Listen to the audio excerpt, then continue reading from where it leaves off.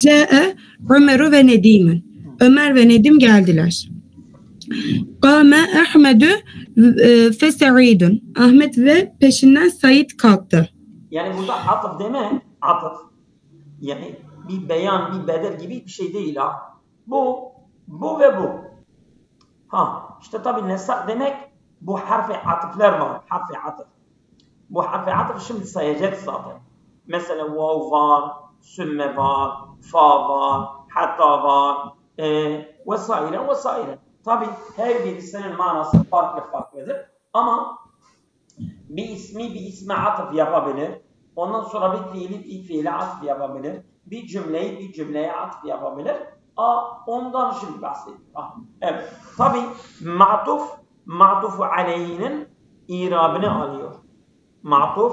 Ma'tufu aleyhinin irabını alıyor. Sen isme atfediyorsun, fiile atfediyorsun, marifeye, nekireye vesaire. Çok yani bu Arap dili öbür diller de yani öyle olmuş olabilir. Ama yani çok bir düzen var, düzen. Nasıl ki mesela kaldırım taşları herkes kendi yerinde oturuyor. Bu Arap dili de aynı. Evet, buyurun. Tenaveltü et-ta'ame sümme şeribtü şaye. Yemek yedim sonra çay içtim. Ma haraca hatta hecem aleyhi. Çıkar çıkmaz üzerine saldırdı. Yani burada birincide isme Nedim Ömer'e, ondan sonra Said Ahmet'e, sonra tenavele, sonra şeribe atıf. Değil mi? Ondan sonra ma haraca hatta heceme haraceye atıftır. Fiile. Değil mi? Değil mi hocam? Fiile isme atfedilirdi. Aynen. Evet, devam edelim. Yukarıdaki cümlelerde görüldüğü gibi altında çizgi bulunan harfler kullanılarak iki kelime ve iki cümle birbirine bağlanmıştır. Bu bağlanmaya atf-ı nesak denir. Basit. Atf-ı nesak, atıf harflerinin biri kullanılarak iki kelimeyi ve iki cümleyi birbirine bağlamaya denir. Atıf harfleri vav, fe, sümme, hatta, ev, imme, em, la, bel, lakin. Şimdi onların manalarını tek tek söyleyecek zaten. Söylemeye gerek yok. Evet. Ma'tuf var, bir de ma'tufu aleyhi. Yani mesela ma'tufu aleyhi atıftır. Mesela sen diyordun Câe Sa'idun ve Hamidun. Sa'id geldi, Hamid de geldi. Hamid ma'tuftur, Sa'id de ma'tufu aleyhi. Oldu mu? Hamid ma'tuftur, Sa'id de ma'tufu aleyhi. Evet. Atıf harflerinden sonra gelen kelimeye matuf, önce gelen kelimeye matufun aleyh denir. Câe Sa'idun ve Hamidun. Said ve Hamid geldi. Câe fiilun madin. Sa'idun ma'tufun aleyh. El-vavu harfu atıf. Hamidun ma'tuf. Hamid değil, o nokta yanlıştır. Hamidun yukarıda biz okuduk. Hamidun yok. Hamid. El-vav. Mutlak atıf sadece atıf içindir. İki kelimeyi ve iki cümleyi birbirine bağlar. Vav ile yapılan atıfta matufla matufun aleyh yer değiştirebilir. İşteraytu el kaleme ve deftere. İşteraytu deftere vel kaleme. Kalem ve defter satın aldım. Wow. Her ikisi de gelmişlerdir. Burada önce kalem aldı, sonra defter aldı. Veya sonra defter aldı, önce kalem aldı. O yani sıralama vav'da yoktur. Sadece vav cem' var, cem'. Ma'tuf aleyhi hükümde ortaktırlar. Yani mesela kalem ve defter satın almadan ortaktırlar. Bitti. Ama önce bunu aldı, sonra bunu oldu. O söz konusu değil. Vav o tertip, o sıralama vav'dan yoktur. Bir de mesela şey de yoktur. Yani mesela teahhir de yoktur. Sümmede teahhir var. Kalemi aldı, bir sonra defter. Öyle de değil. Her ikisi almıştır. Yani almadan ortaktırlar. O hükümden, o fiilden her ikisi ma'tuf aleyh o hükümden ortaktırlar. Vav sadece bunu ifade ediyor. sıralama, hemen ardın sıra gibi öyle bir şey vav'da söz konusu değil. Buyurun. Efneytu alet tullabi ve talibeti. Erkek ve kız öğrencileri övdüm. Şimdi burada ve talibatı demiş, o te değil, o ta'dır ha. Yanlış, imla yanlıştır ha. Oldu mu? Evet, talibat yazıyor. Yani talibat değil, talibatıdır, o yanlıştır. Not yerine göre virgülle karşılanan atıf harfidir. El fa'ü. Matufla matufun aleyh arasında aynı işi yapmakla ortaklık sağlar. Tertip ve fasılsız oluşu matufun aleyhin peşinden hemen aynı işi yaptığını ifade eder. Fa bak. Fa ardı sıra var, sıralama var. Yani bu ve bu geldi hemen peşi sıra bu da oldu. Bir de yani mesela birincisi önce gelmiştir, sonra ikincisi gelmiştir. Ma'tufun aleyhi önce, sonra ma'tuf.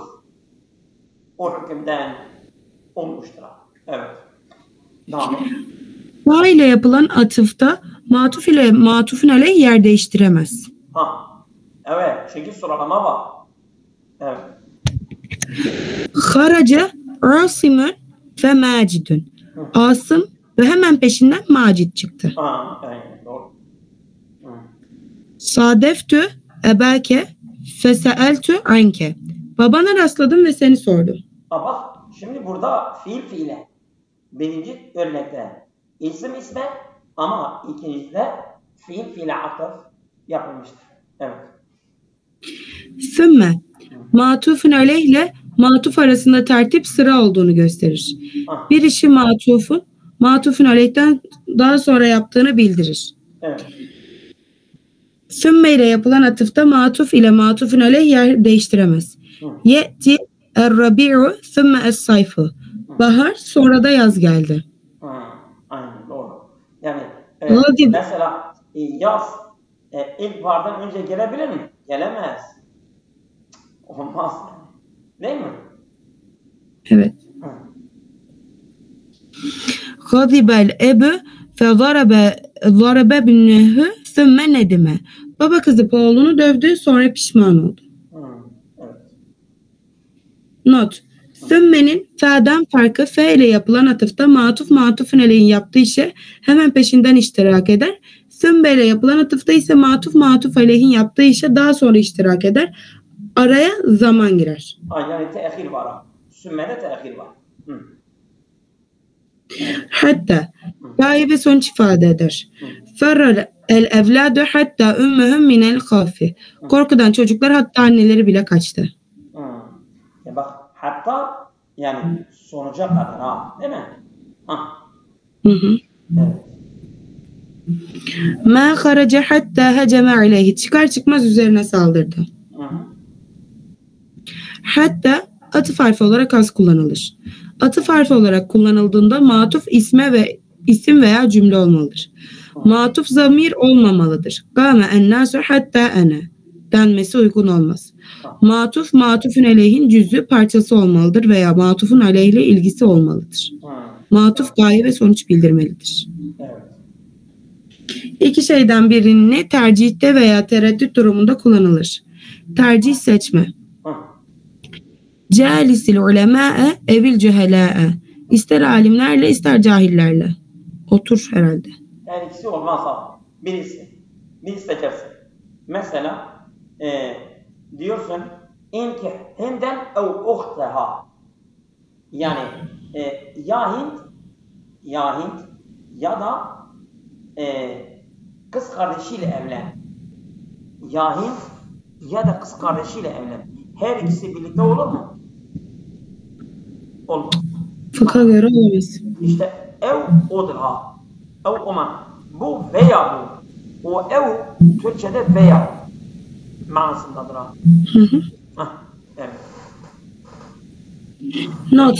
Evin tercih ifade etmesi için talep emir ve nehiden sonra gelmelidir. Tereddüt. Not tereddüt ifade etmesi için evin kullanıldığı cümle normal haberi cümle olmalıdır. Evet. Nakale hâzel haberu ebuke ev ehuke. Bu haberi ya baban söyledi veya kardeşin. Her ikisi değil ha. Her ikisi olmaz. Birisi. Birisi. Yani biliyor ki bu haberi ya baba ya kardeş söylemiştir ama bilmiyor hangisidir. Diyor ya budur ya budur. Evet, tereddüt. İki şeyden birisinin seçimi, tayini ve belirlenmesi istendiği zaman kullanılır. A. Soru emzisiyle kullanılır. Tabii. Enâimün ente em mustayqizun. Uykuda mısın yoksa uyanık mısın? Yani burada seçim var, seçim. Evet. Gariben tüsafiru en ba'iden. Yakına mı yoksa uzağa mı yolculuk ediyorsun? Evet. Em seçim. Evet. En. Mastarı tarifi elifi tesviye ile. Bir daha. Bismillahirrahmanirrahim. Mastarı harfi elifi tesviye ile. Mastar mastar harfi elifle, yani elifi tesviye ile olur. Bu şimdi mastar olursa, değil mi? Mastar harfi elifle. Şimdi burada mesela sevaun aleyhim diyor ya, enzertehum em lem tunzirhum. Değil mi? Burada hemze-i tesviyedir. Yani müsevadır. Müseva demek yani eşittir. İsterse uyar, isterse uyarma. Uyarma ve uyarmama eşittir. Müsavidir. Bunu demek istiyor. Değil mi? Sevaun aleyhim. Onlar üzerine müsavidir. Eşittir. Enzertehum, isterse onları uyar. Emlem tunzirun, isterse onları uyarma. Fark etmez. Yani onlar iman etmezler. Burada em gelmiştir ama hemze-i tesbiye var burada. Sevaun aleyhim enzertehum. Bu hemze, onun adı hemze-i tesbiye. Anladın mı? Evet. Bir sözden diğer bir söze geçmede kullanılır. Sonra gelen sözü önce gelen sözden ayırır. Hel yestevil a'me vel basiru em hel yestevi zulümâtü ven nûru. Kör ile gören bir olur mu? Yahut karanlıkla aydınlık bir olur mu? Şimdi bir sözden başka bir söze geçmek için kullanılmış, değil mi?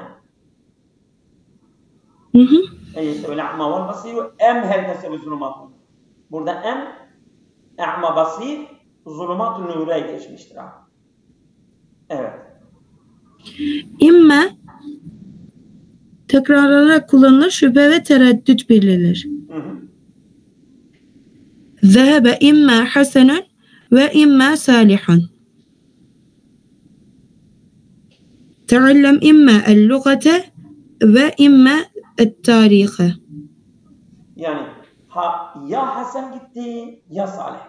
Burada gene tereddüt var. İmmada da gene tereddüt var, değil mi? Evet. Hocam ben Sudanlı arkadaşlarımı medresede dinliyorum. Hocam bir sözlerini dinledim. İmmayı kullanmadı. Dedi ki Kale ya hâze ev ya hâze. Ya'yı kullandı bizim gibi. Yani imma bu normal mesela Arap'ın fusha var, bir de Arap'ın mahalli var.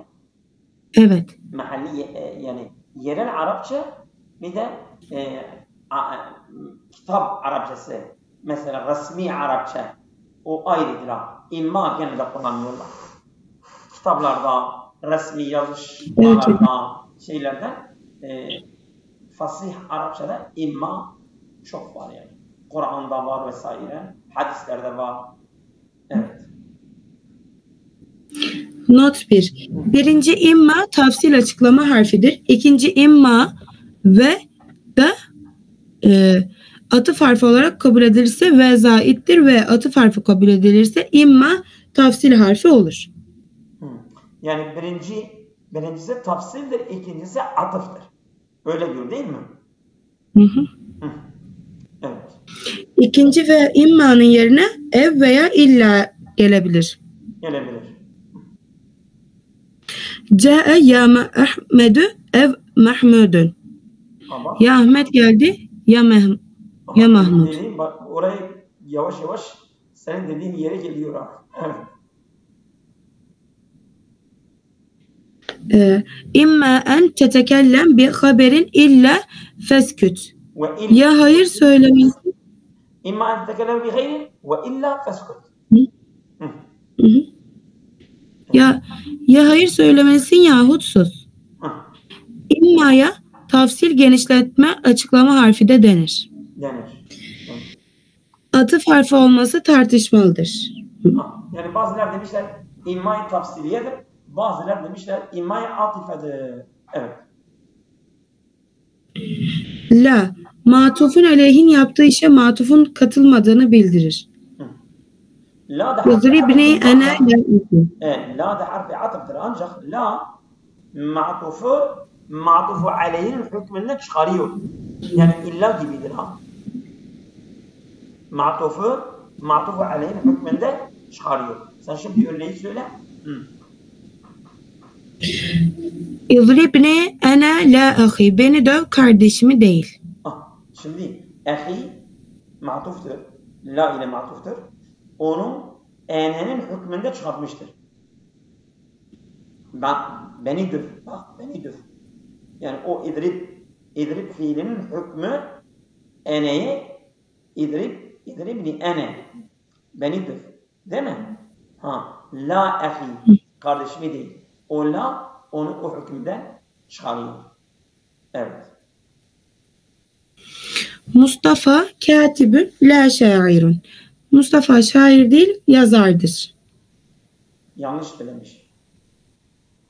Mustafa yazardır, şair değil. Mustafa evet. O tercümesi yanlış. Tamam mı? Yer değiştirmiş. Ya. Mustafa yazardır, şair değil yapması lazım. Mustafa şair değil yazardır yapmış. Evet, yanlış. Tamam. Evet. Not 1. La'nın hatıf harfi olması için önceki ifade müsbet, olumlu olmalıdır. Müfret isim olmalıdır, cümle olmamalıdır. La ve la şeklinde geldiği zaman matuf cümle olabilir. Ma celese ve la nâme. Ne oturdu ne uyudu. Buradan cümle olabilir. Yani la tekrarlarsa yani bir nefi cümlesinden sonra gelirse o zaman cümleye atıf yapabilirler. Evet. Bu durumda matufun aleyh cümlesi de olumsuzluk ifade eder. Doğru. Ve la şeklinde kullanıldığında vav atıf harfi, la ise mana kazandırmak için gelmiş zait harf olur. Yahut vav zait, la ise atıf harfidir. Yani sen vav'ı harfi atıf yaparsan la zaittir. Sen la'yı harfi atıf yaparsan vav zaittir. Evet. Bel. İdrab, dönme, vazgeçme, cayma ifade eden atıf harfidir. Necehe sa'idun bel halidun. Said değil, Halit başardı. İzheb ilal medreseti bel makaha. Kahveye değil, okula git. Not. Bel'in atıf harfi olması için iki şart gerektirir. Matuf müfret olmalı, cümle olmamalı. Kendinden önceki olumlu cümle emir, nehi ve efi olumsuz cümlede cümle bulunursa, cümle olumlu ise kendinden önceki cümlenin manasını bozar. Mâte ahuhu bel ebuhu. Kardeşi değil babası öldü. Kardeşi öldü. Hayır, kardeşi değil babası öldü. Bu belden önce cümle olumludur. Evet. Kendinden önceki cümle menfi, olumsuz veya nehi ifade eden bir cümle ise bel, lakin manasına gelir. Kendinden önceki cümlenin manasını bozmaz. Ma halidun tacirun bel saniyun. Bel, lakin manasında yani fakat. Evet. Evet, devam edin. Halit tacir değil ancak bir sanatkardır. Nefiden sonra gelmiştir. Lakin manasında. Yani ma halidun tacim bel yani lakin saniun manasında. Evet. La tekra kıssaten bel rivayeten. Bir hikaye okumada sadece roman oku. Evet. İstiflam bulunan cümlede bel atıf harfi olarak kullanılmaz. Evet. Lakin istidrak hatayı düzeltme eksikliği tamamlamak için kullanılan atıf harfidir. Ma zâbe halilun lakin salihun. Halit gelmedi ancak Said geldi. Ma hadara la'ibune lakin el müderribe. Oyuncular gelmedi, sadece antrenör geldi. Evet. Not 1. Lakin çoğunlukla nefi ve nehiden sonra gelir. 2. Cümle başının nefi ve nehi yoksa lakin iptida ve istidrak harfi kabul edilir. Harfi atıf kabul edilir. Atıf harfi kabul edilmez. Ve lakin kabul edilmez şeklinde gelirse evet. Ve atıf harfi lakin zayit kabul edilir. Evet. Kısaca atıf harfleri şöyle özetleyebiliriz. Ra'eyna es-sefinete ve dairete. Gemiyi ve uçağı gördük. Ra'eyna es-sefinete ve dairete. Gemiyi ve hemen peşinden uçağı gördük. Ra'eyna es-sefinete thummet dairete. Gemiyi sonra da uçağı gördük. Ra'eyna es-sefinete ev dairete. Ya gemiyi ya uçağı gördük. Es-sefineten ra'eyna em daireten. Gemiyi mi yoksa uçağı mı gördük? Ra'eyne sefinete la dairete. Uçağı değil gemiyi gördük. Ra'eyne sefinete bel dairete. Gemiyi değil uçağı gördük. Ra'eyne sefinete lakin dairete. Gemiyi görmedik ancak uçağı gördük. Ra'eyne sefinete hatta seriyeteha. Gemiyi hatta direğini görmek. Hatta sariyeta değil mi? Sariyeteha. Evet. Gemiyi hatta direğini gördük. Evet. Hepsini getirdi ya. O harfler hepsi bir örnekte icra etti. Evet. Matuf ile matufun aleyh arasında uygunluk. Matuf ve matufun aleyh İrab'da uyarlar. Er-racülü vel veledü yezhebani ma'an. Adam ve çocuk birlikte beraber gidiyorlar. Racül ile veled her ikisi de mafrut. Evet. Altı sili kelimeler. Evet. Matuf ile matuf aleyh aynı İrab almıştır. Evet. Ra'eyt racülen ve veleden. Bir adamla bir çocuk gördüm. Selam Teala. Her ikisi de mansup, bir de her ikisi de nekire. Evet. Selam Teala racülün ve veledin. Bir adamla bir çocuğa selam verdim. Her ikisi de meşhur. Sikada uyar. Maziye, muzariye, emir, emre atfedilir. Ne güzel bak. Ne biçim bir düzen var. Evet. Bismillahirrahmanirrahim. Abese ve tevella. Yüzünü ekşitti ve geri döndü. Her ikisi de mazi. Değil mi? Evet. Bismillahirrahmanirrahim. Yuhyi ve yumit. Yaşatır ve öldürür. Her ikisi de müzari.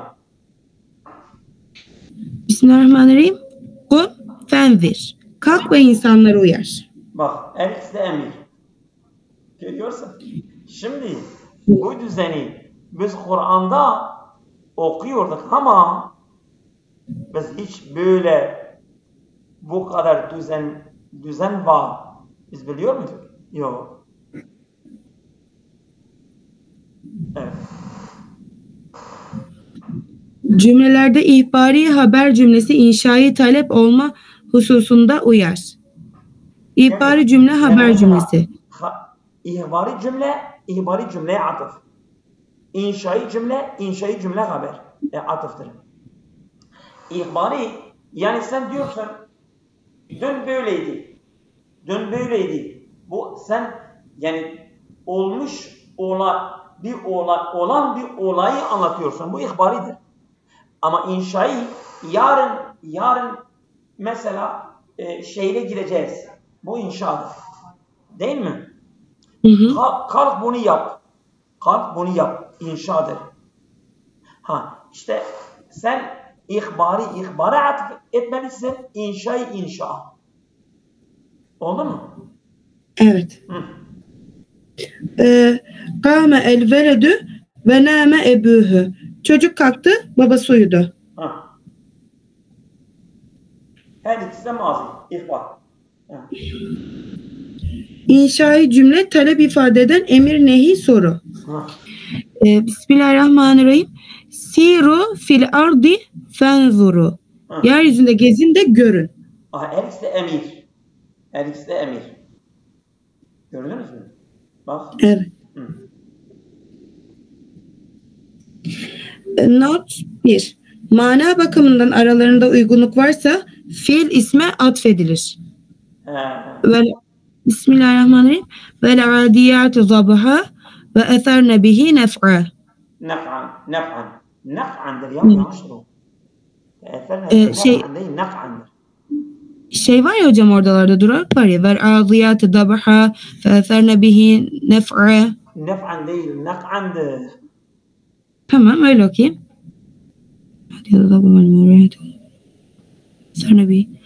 Doğru. Evet. Pardon. O bir nokta şey ya. Bir nokta düşmüş. Şimdi vel adiyati o fe'eferine. Fe'eferine adiyata atfedilmiş. Değil mi? Evet. Yani adiyat isimdir. Eserine fiildir. Ama aralarında bir uyum olduğu için uygunluk vardır. Onun için adiyat müennestir değil mi? Cem'menestir. Fe'eserine o da cem'menestir. O da cem'menestir. Ama birisi ismi faaldir. Birisi de mazi fiildir. Evet. Devam edelim.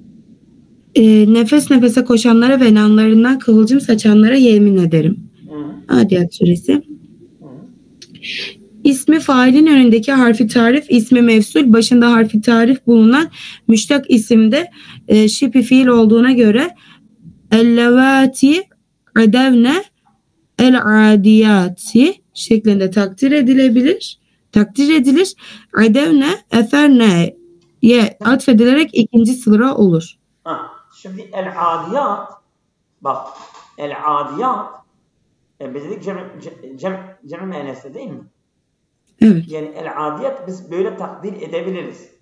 Elif lam o ellevati onlar ki adiyat da adevneye dönüştürebiliriz. Yani isim olsa dahi mana bakımında bir fiile dönüşebilir. Onun için biz fiili ona atfedebiliriz. Eserine ona atfedebiliriz. El-adiyati yani el-levati adevne. Çünkü manası dedi ya, ne dedi burada? Bak, manası dedi işte nefes nefese koşanlara ve nallarından kıvılcım saçanlara yemin eder. İşte o nallarından kıvılcım saçan o atlar da dişil olarak saymıştır. Dişil olarak saydığı için cemi çoğul, onun için adiyat yani ellevati adevne. Ellevati cemmenestir, adevne cemmenestir. Onun için eserine ona atıf edebiliriz. Evet. Buyurun. Yukarıdaki cümle müştak ismin fiile, fiilin de müştak ismi atfının caiz olduğunu göstermektedir. Ya, evet. Matuf, matufun aleyhe yalnız İrab hususunda uyar. Nekrenin marifeye zamirin zahir ismin munfasıl zamire atfı caizdir. Sadece İrab bakımında matuf aleyhe uyar. Ama yani nekire marife nekireye, ondan sonra zahir isim zamir zahir isme demek ki oluyormuş. Evet.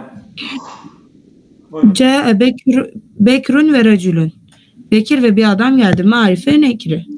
Şimdi racül nekiredir. Bekir marifedir. Sen Evet. yani nekireyi marifeye atfetmişsin. Evet. Kâme Selim'in ve ene. Selim ve ben kalktık. Evet. Zahir isim zamir. Yani zamire isme atfetmişsin. Evet. Ma zehebe illa ente ve Sa'idun. Gene aynı şekilde benden ve Said'den başka kimse gelmedi. İsme zamire atfetmişsin. Muttasıl merfu zamir ile müstetir zamire atıf yapılacağı zaman munfasıl merfu zamirle tekit edilmeli yahut matufla matufun aleyhin arasına başka bir kelime girmeli. Ci'tu ene ve Halidun. Ben ve Halit geldik. Biz bunu demiştik. Evet. Yani eğer muttasıl bir zamiri atıf yapmak istersen önce o muttasıl zamiri teekkid yani münfasıl bir zamirle teekkid getireceksin. Sonra ona atıf yapacaksın. Mesela özgün ve zevcuke olmaz. Özgün ve zevcuke. Sen ve eşin cennete durun. Olmaz. Özgün gizli faali var entedir. Sen onu açık bir ente ile teekkid et. Sonra ve zevcuke atıf yapabilirsin. Özgün ente ve zevcuke. Bak o açık ente gizli enteye teekkittir. Neden? Çünkü ve zevcuke sen atf yapacaksın. Sen muttasıl ya müstetir gizli bir zamire açık ismi atıf yapmak istersen önce münfasıl bir zamirle onu teekkid et. Sonra ona atıf yapabilirsin. Oldu mu? Evet. Biz bunu demiştik. Önceden de anlatmıştık. Evet. Üskün ente ve zevcuke. Ya. Evet, tamam. Kum ente ve Mahmudun. Bak. Sen ve Mahmud kalkın. Şimdi sen Mahmud'u neye atfediyorsun? Kum'un içindeki müstetir ente. Ama sen bunu yapamazsın. Ancak ente, açık ente, o gizli enteyi teekkid ettikten sonra sen ve Mahmud'u zahir bir ismi ona atf yapabilirsin. Yani Kum ve Mahmud'un olmaz. Ancak enteyi getireceksin. O gizli enteyi teekkid edecek. Sonra ve Mahmud'un ona atf yapabilirsin. Evet. Se'ezebu el-yeme salihun ilel müsteşfe. Bugün ben ve Salih hastaneye gideceğiz. Bu da olabilir ha. Neden?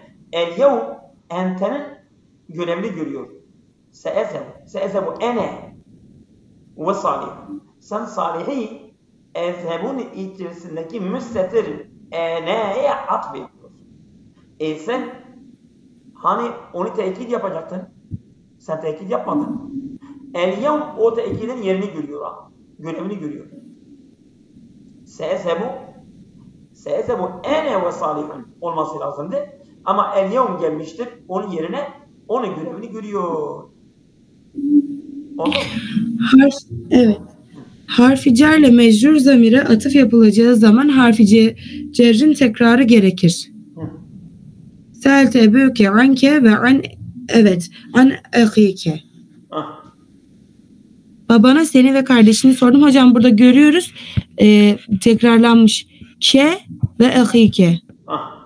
Evet. An tekrarlanıyor. Aynen. Babana seni ve kardeşini sordum. Muzafun iley olan zamire atıf yapıldığında muzafun tekrarı gerekir. Re'eyne ebüke yani, ve eba halidin. Değerli hocam, bu da ikinci atıf konusudur. Yani sen mecrur bir zamire atıf yaparsan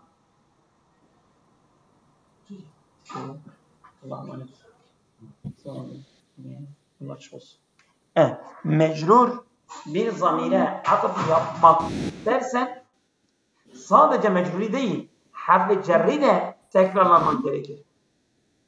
Şimdi seeltu ebake anke ve ahike olmaz. Ve an ahike. O harf-i cerri de tekrar yani vav-i atıfla getirmelisin. Anladın mı? Bir daha söyleyeyim bak. Seeltu ebake anke ve ahike olmaz. Yani sen diyeceksin ki ve ahike o birinci anle mecrurdur, olmaz.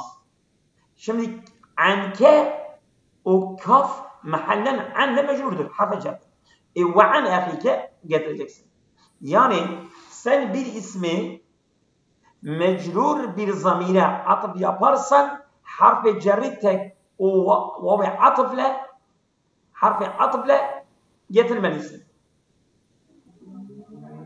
Tamam. Yani İza eredte en ta'tife ala mecrurin feyelzemu en tu'ide harful cerri ma'al ma'tuf. Anlaşıldı? Evet hocam, tekrarlıyoruz. Tekrarlamak lazım yani ha. Yani sen sadece anke ve ahike yetmiyor. O yani ma'tufu aleyhin başında harf-i cer var, yetmiyor. Sen ma'tufun aleyhinin üzerindeki harf-i cerri ma'tufun üzerinde de getirmen gerekir. Evet. Evet. Anladım.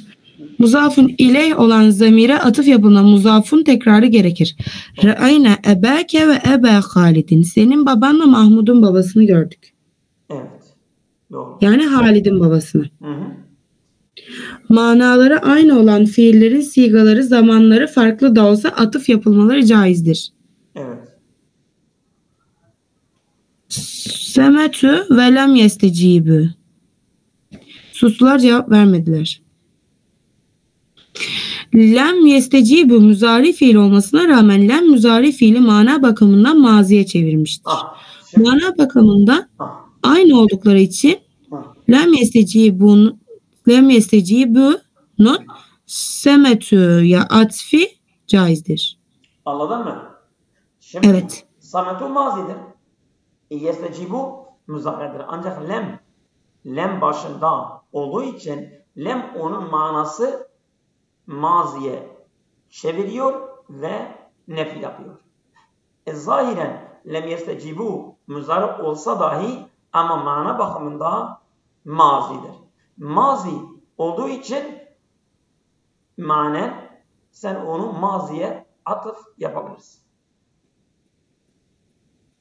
Evet. İn içtehede ehuke neceha ve yetekaddeme. Kardeşin çalışırsa başarır ve öne geçer. Başarılıların öne geçer, mesleğinde ilerler. Evet. İn şart hazfinin özelliği cevabı mazi de olsa manasını müzariye çevirir. Aynen doğru. Yukarıdaki neceha fiili mana bakımından müzaridir.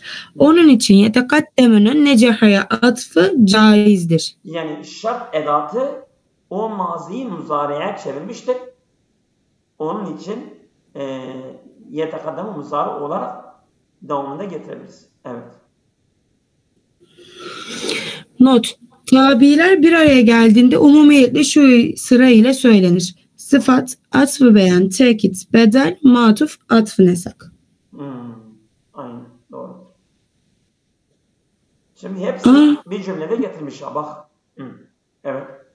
Vel halifetu ba'de Ebi Bekrin es-Siddik Ebu Hafsin el-Kerim Umaru nefsuhu emirul müminin thumme Osman. Bak. Ebu Bekir Sıddık'tan sonraki halife kerim olan müminlerin emiri Ömer'dir. Ondan sonra Osman'dır. Burada mesela Ebu Hafs el-Kerim sıfattır. Umaru Atbe. Nefsuhu tekit. Emir müminin bedel. Sümer Osman ma'tu. Bak ne güzel söylemiş. Böyle terkipler hocam bizim şeyde çok güzel oluyor. Ya. Alanımızda beyitler, terkipler güzel oluyor. Doğru. Evet. C'e Zeydun ve Kamilun. C'e fi'lun madin mebdun alel fethi. Zeydun fa'ilun merfu'un bi zammeti. Ve Kamilun el-vavu harfu atfin mebdun alel fethi ve Kamilun ma'tufun ala Zeydin merfu'un bi zammeti. Ra'eytu el-esete la lennamira. Kaplan mıydı hocam bu nemir? Aynen. Yani ben aslanı gördüm, kaplanı değil. Ra'eytu fi'lun madin mebniun ala sükuni ve ta'u fa'ilun mebniun ala dammi fi mahalli ref'in. الأسد مفعول به منصوب بالفتحة لا حرف عطف مبني على السكون النمرة معطوف على الأسد منصوب بالفتحة الشجرة تنمو وتثمر. Bu ayet sanki hocam. Yok. Ayet değil. Sanki ben hatırlıyorum. Yani ağaç hem büyür hem de meyve verir. الشجرة مبتدأ مرفوع بضمة تنمو فعل مضارع مرفوع بضمة ضمة المقدرة على الواو والفاعل مستتر تقديره هي. واو حرف عطف مبني على الفتح تثمر فعل مضارع مرفوع بالضمة والفاعل مستتر تقديره هي.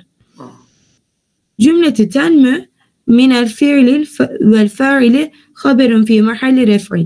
جملة تثمر من الفعل والفاعل معطوف على تنمو في محل رفع. İrab. Evet. Burada bir ara verelim isterseniz. Olur mu? Tamam hocam. Tamam.